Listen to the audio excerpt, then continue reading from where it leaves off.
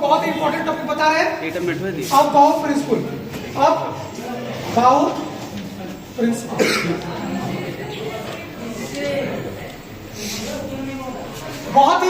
बहुत ही खतरनाक कॉन्सेप्ट आप लोग देंगे अब bowl principal. 1s 2s 3s 4s 5s 6s 2p 3p 4p 5p 6p 3d 4d 5d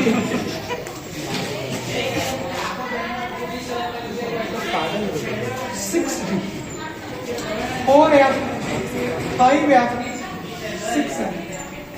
देखिए सबसे पहले क्या कटेगा आपको 1s 2s 2p 3s 3p 4s 3d 4p 5s।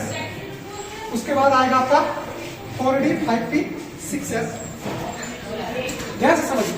अब आपको जब इलेक्ट्रॉनिक कॉन्फ़िगरेशन लिखना है तो आप लोगों को पहले एक चीज बता चुके हैं, एस में ज्यादा से ज्यादा कितना इलेक्ट्रॉन रहेगा 2। पिछला क्लास में बताए थे एस में ज्यादा से ज्यादा कितना इलेक्ट्रॉन रहेगा 2। पी में ज्यादा से ज्यादा कितना रहेगा 6 इलेक्ट्रॉन। बी में ज्यादा से ज्यादा कितना इलेक्ट्रॉन रहेगा 10।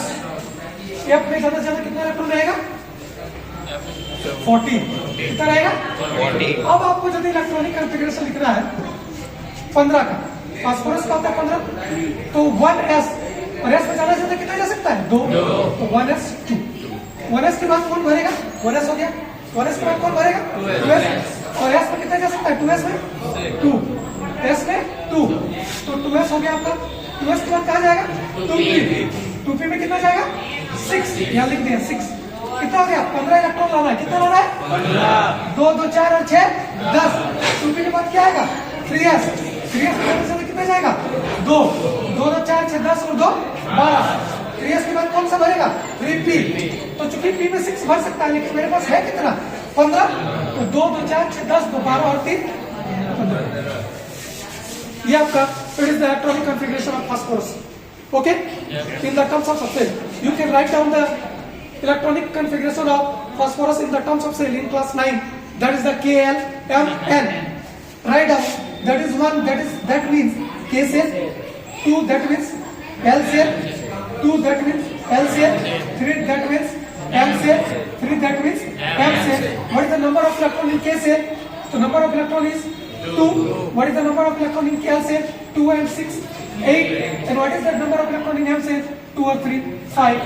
And you write down the electronic configuration of phosphorus is 285 in class 9 in the terms of cell.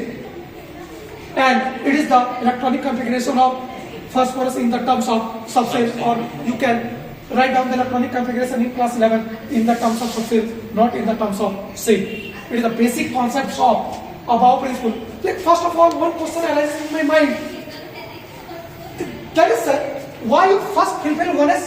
Why you don't fill 2s or don't fill 2p?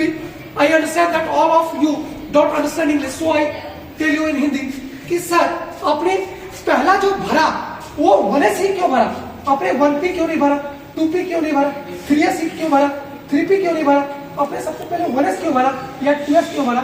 तो इसके लिए आपको सबसे पहले अभी जो क्वांटम नंबर का कॉन्सेप्ट बताया कि देखिए वो जो भरता है वो एनर्जी के अनुसार भरता है। किसके अनुसार भरता है एनर्जी। तो एनर्जी जो निकालते हैं वो हम लोग निकालते हैं n+l रूल से। n+l रूल से n का मतलब होता है प्रिंसिपल क्वांटम नंबर, n का मतलब होता है प्रिंसिपल क्वांटम नंबर, और l का मतलब होता है अज़ीमुथल क्वांटम नंबर। और 1s का बात करें तो 1s में 1 जो है वो प्रिंसिपल क्वांटम नंबर है, और 0 मतलब 0s के लिए l का वैल्यू क्या होता है 0, तो 1 + 0 दैट इज 1। यदि आप 2s का बात करें तो 2s में n का वैल्यू क्या है 2, और s के लिए 0, l का वैल्यू क्या होगा 0, तो 2 + 0 = 2। तो n+1 वैल्यू, n+l वैल्यू जिसका कम होगा उसका एनर्जी कम होगा, n+l वैल्यू जिसका ज्यादा होगा उसका एनर्जी ज्यादा होगा, और जिसका एनर्जी कम होता है, अब बाउ ने ये बोला था कि जिसका एनर्जी कम होता है वो सबसे पहले भरेगा, और इस नियम के आधार पर सबसे पहले हम लोग 1s भरते हैं और 2s फिर 2p 3s और फिर 3p. According to above principle, the electrons are filled in order to according to their energy. और एनर्जी चूंकि 1s का कम है इसलिए सबसे पहले 1s बढ़ता है, उसके बाद 2s बढ़ता है, फिर 2p बढ़ता है, फिर 3s बढ़ता है, फिर 3p बढ़ता है. तो कोई क्वेश्चन ये भी पूछ सकता है कि बहुत पॉपुलर टीचर है तो बहुत ये पूछ सकता है कि सर 2p और 3s में कौन पहले भरेगा? तो 2p भरेगा सर. क्यों भरेगा 2p? क्योंकि 2p का एनर्जी क्या है? कम है सर, और 3s का एनर्जी ज्यादा है सर.